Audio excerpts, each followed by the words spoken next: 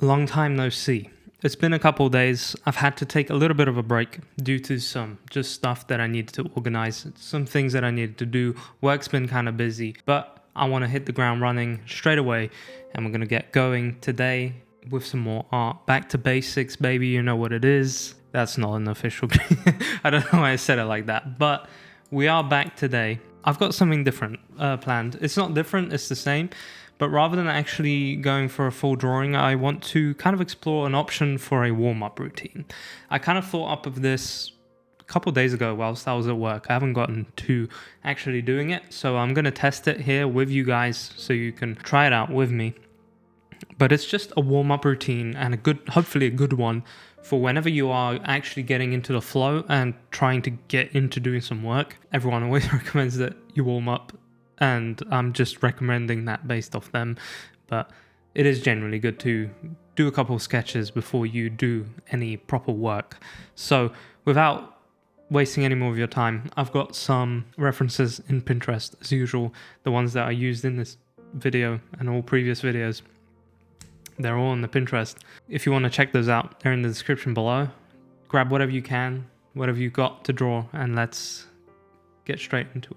So I am once again in the monopoly software called Photoshop today. We are using this because it's a software I'm familiar with now, so I do tend to use it. But we're going to go over a little warm-up routine that I've kind of adjusted, but also taken from just something I've been doing for a long time. I've kind of been introduced to this since product design days, back in school.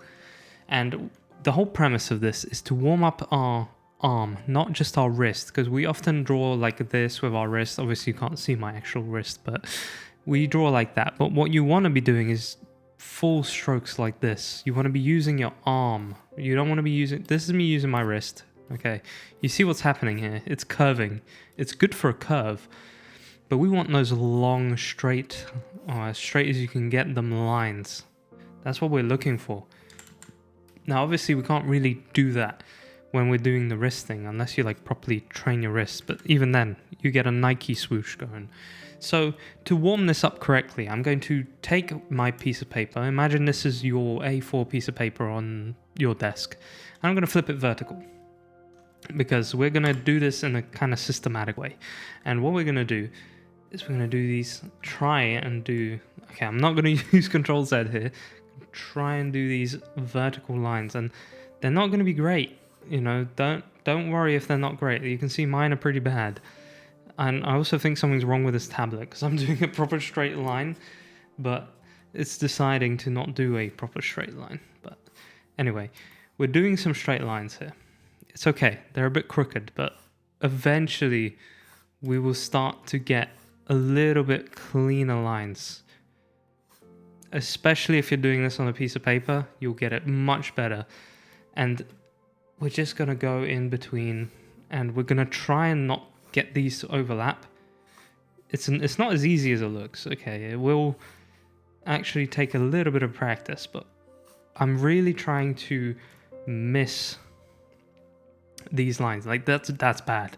This is bad. We don't want that. We want to be practicing as much as possible. If you got to slow down a little bit, do it, but make sure you're using your arm. Do not use your wrist for this. Please understand that this is all necessary. All right, we've got another X there.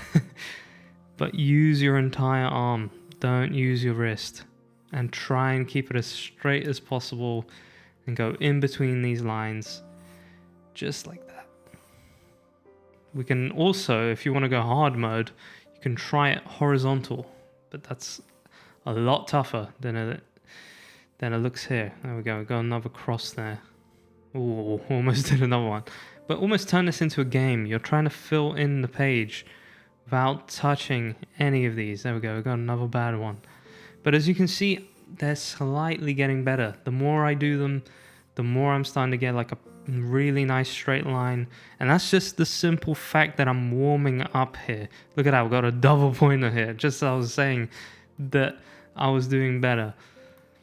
We are really just trying to warm up that muscle just like that. And with drawing, Okay, you've got to do things that are comfortable to you. So if you're more comfortable going the other way, by all means, do that. I may even be more comfortable doing that myself, but at the moment that's making me go into a more uncomfortable angle. So I'm going to deem that as not comfort right now. But you do this for a fair bit until you feel a little bit more confident, and you just keep going with these. Now, the second thing that we're going to do, this is also an important one, is we're going to do the same thing again, but I'm going to make sure that our page has a little bit more separation here. As you can see, look at that. The lines are getting a little bit better here. They're not that bad as they were before.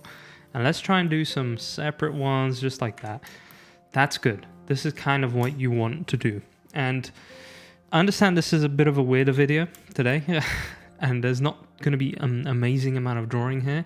But this is really fundamental stuff for just getting a good session of drawing in. I think this is quite essential for you. And for myself as well. This is actually something I want to implement more often. And I do this occasionally. And whenever I actually do it, drawings end up much better on the other side. So let's go again. This is the number 2 thing that we're going to do. In between these lines, I've tasked myself with doing ovals. Now again, to be comfortable, I'm going to adjust the page. Do this as much as you need to. If you've got a physical space, adjust your page. Obviously, you can't always do it, but when you have the opportunity, do it because it's going to make you more comfortable. Now, the next thing we're going to do is going to try and make ovals in these things. But I'm not going to try and do this. No. Like doing that 5... Oh, that was... Look at that. That was pretty good. I'm not going to do like this. That's not the way to do it. You can do this as much as you want. Circle it. Prepare yourself. But when you need to make the mark, you make the mark. Nothing else. You just try your absolute best. If you've got to slow down a little bit, do it. Try your absolute best to keep these inside this line.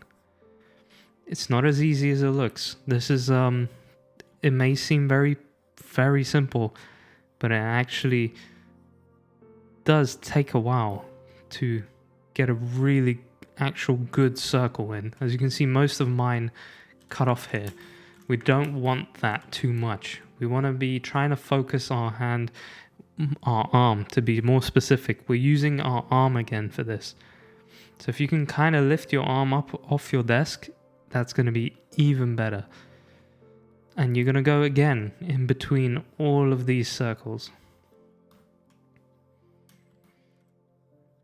And you're going to keep doing it in between all the lines. I do apologize.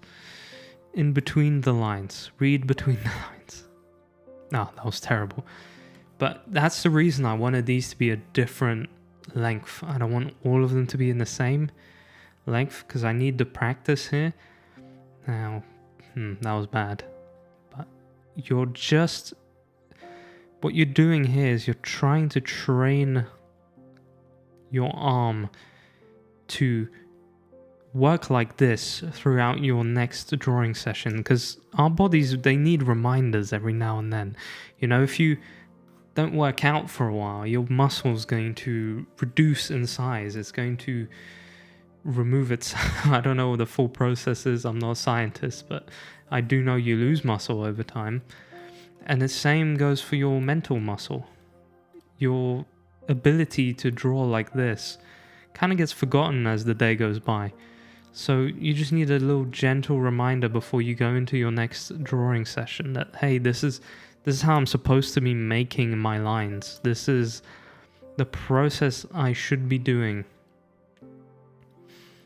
These circles, these movements, using my entire arm as much as I can. Obviously, these are quite similar in length, so this isn't going to be the best practice here. Well, it is because you're repeating the same thing, but now, look at that, we've got a much longer area to work with. That gets a little bit tougher. Now, what we can also do is circles.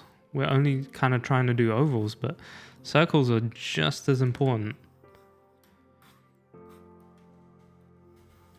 Oh, that was not great. But we're doing this as if we had a pen in our hand. We cannot erase these because we want to see this progress happening, because ultimately, as you start to get near the end, they should be getting a little bit better. Like, they're not going to be perfect by any means, but they should be getting a little bit better. And this is going to come in very handy later on when you're doing your normal drawings, when you're doing your art.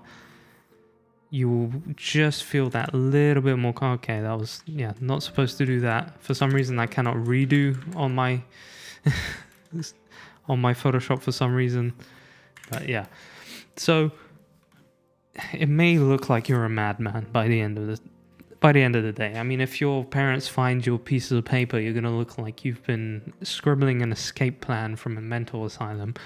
But in reality, you're just getting ready for the next assignment.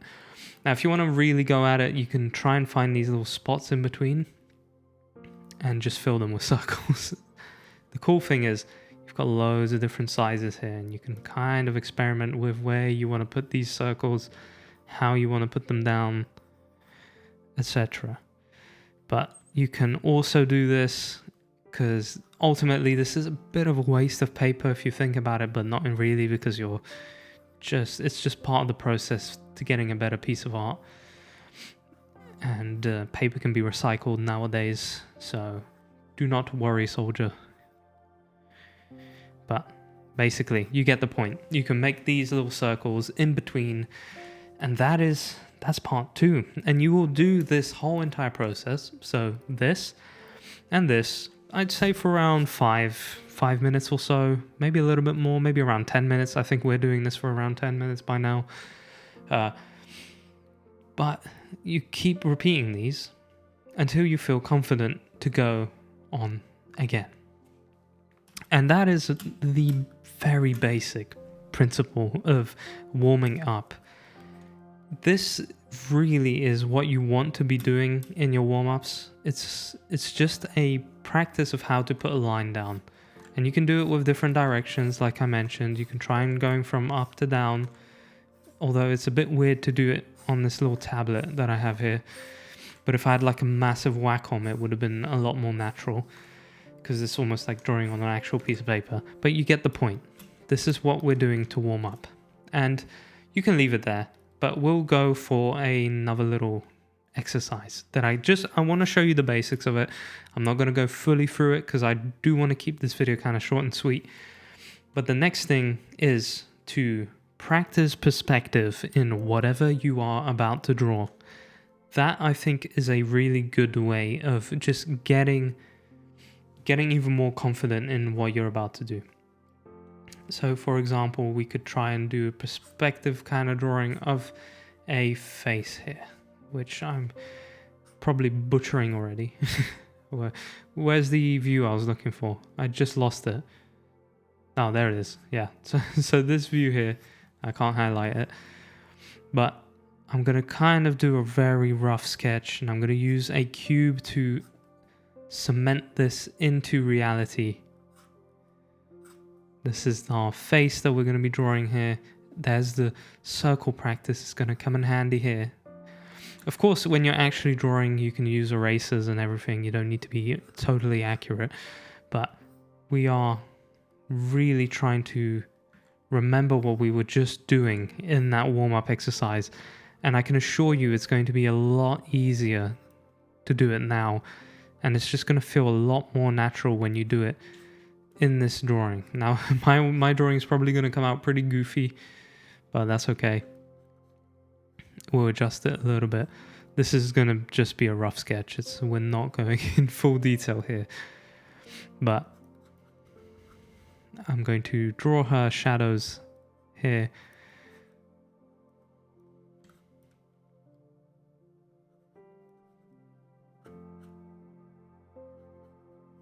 Fill in the page a little bit. Trying to keep everything in mind as we draw it.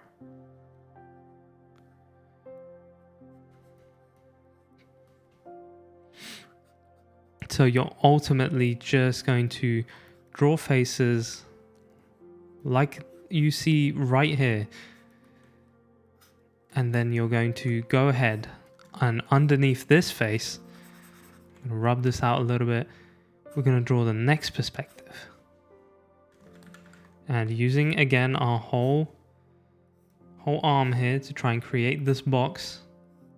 All right, let's move this up a little bit. We're going to create the next phase of our face. So it's probably not going to look beautiful, but this is a warm-up stage. You don't want to spend like 2 hours doing this simple warm-up here. We really want to nail this down and shorten it as much as possible, because all we're doing is putting what we just did to practice, and also just getting a feel of the perspective that we're going to be working in, or just perspective in general, because perspective is insanely important.